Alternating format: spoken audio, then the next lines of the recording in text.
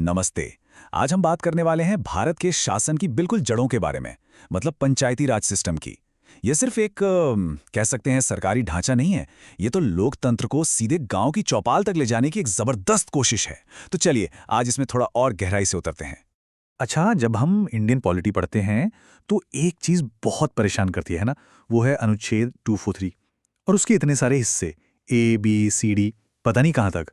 अक्सर होता क्या है कि ये सब आपस में ऐसे गड्ढमड़ हो जाते हैं कि कुछ याद ही नहीं रहता। लेकिन फिक्र करने की कोई बात नहीं है। अगर हम कहें कि इन सभी को याद रखने की एक बहुत ही आसान और मजेदार ट्रिक है, तो जी हाँ, एक ऐसी ट्रिक जो इन सारे कॉम्प्लेक्स आर्टिकल्स को हमेशा के लिए हमारे दिमाग में फिट कर देगी। तो फिर देर किस बात की, चलिए सीधा चलते हैं उस ट्रिक पर जो आर्टिकल 243A से लेकर 243O तक के इस सफर को एकदम आसान बना देगी। यकीन मानिए, इसके बाद ये आर्टिकल्स कभी परेशान नहीं करेंगे। तो ये रही वो कमाल की ट्रिक। देखिए, इसमें हर अल्फाबेट का एक मतलब है। चलिए कुछ एग्जाम्पल्स देखते हैं। जैसे ए से असेंबली, मतलब ग्राम सभा, जो कि गांव की पार्लियामेंट होती है ना। बी से बिल्ड, यानी पंचायतों का गठन करना। सी से कंस्ट्रक्शन, जो पंचायतों के स्ट्रक्चर या संरचना के बारे में बताता है। और देखिए, एच से हाई टैक्स, मतलब पंचायतों को टैक्स लगाने की पावर। तो ये पूरी लिस्ट जो है ना, ये इन आर्टिकल्स को एक कहानी की तरह याद रखने में मदद करेगी, है ना। एकदम सिंपल। ठीक है, तो आर्टिकल्स तो अब याद हो जाएंगे, लेकिन अब आता है असली सवाल कि आखिर हमें इस सिस्टम की जरूरत ही क्यों पड़ी। मतलब सेंटर और स्टेट गवर्नमेंट तो थी ही, फिर ये एक और लेवल क्यों?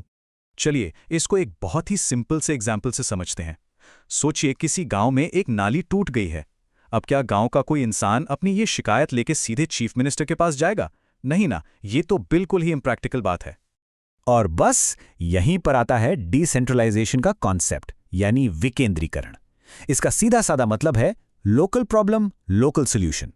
जो समस्या जहां की है उसका हल वहीं के लोग निकालेंगे। पावर को एक जगह सेंटर में रखने के बजाय उसे अलग अलग लेवल्स पर बांट देना। बस यही पंचायती राज का मेन आइडिया है।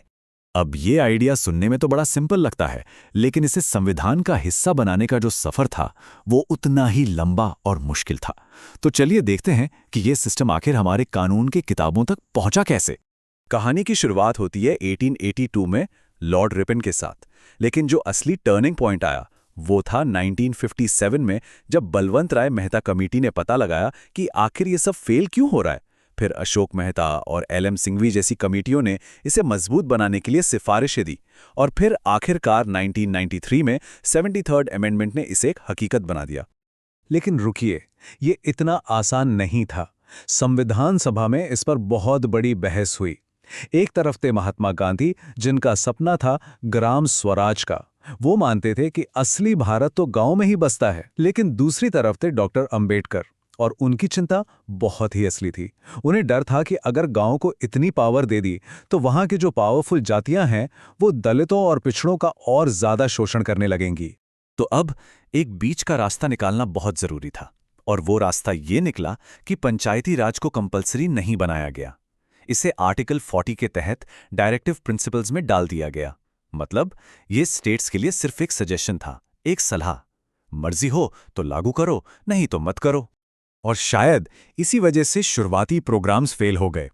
1957 में बलवंत राय मेहता कमेटी ने अपनी रिपोर्ट में एकदम साफ साफ कहा कि सरकारी स्कीम्स इसलिए फेल हो रही हैं क्योंकि सब कुछ ऊपर से तय हो रहा था। टॉप डाउन अप्रोच थी। लोगों से, जनता से तो कोई पूछ ही नहीं रहा था। पब्लिक पार्टिसिपेशन की जबरदस्त कमी थी।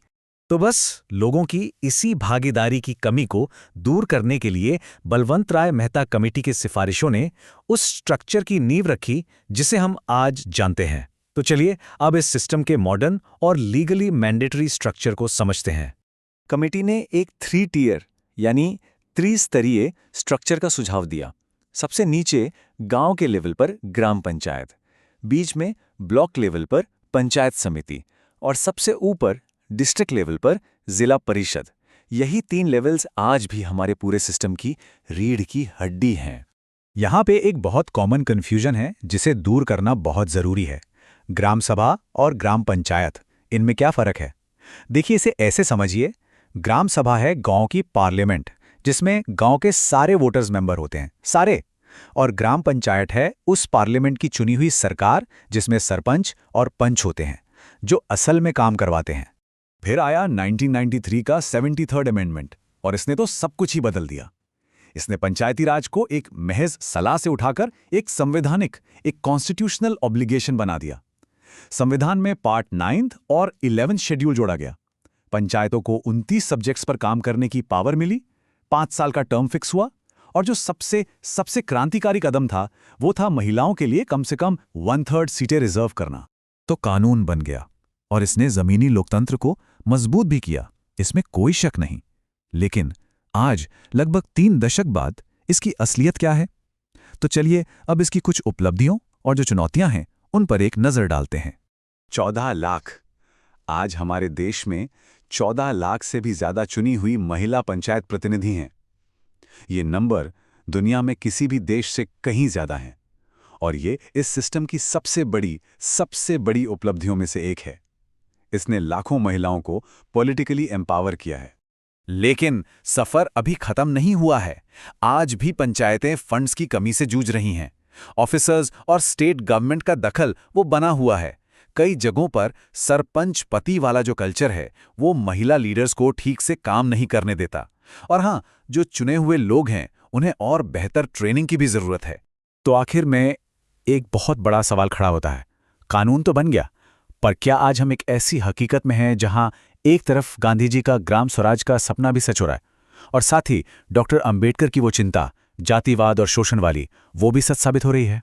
शायद इसी सवाल के जवाब में ही हमारे लोकतंत्र का भविष्य छिपा है।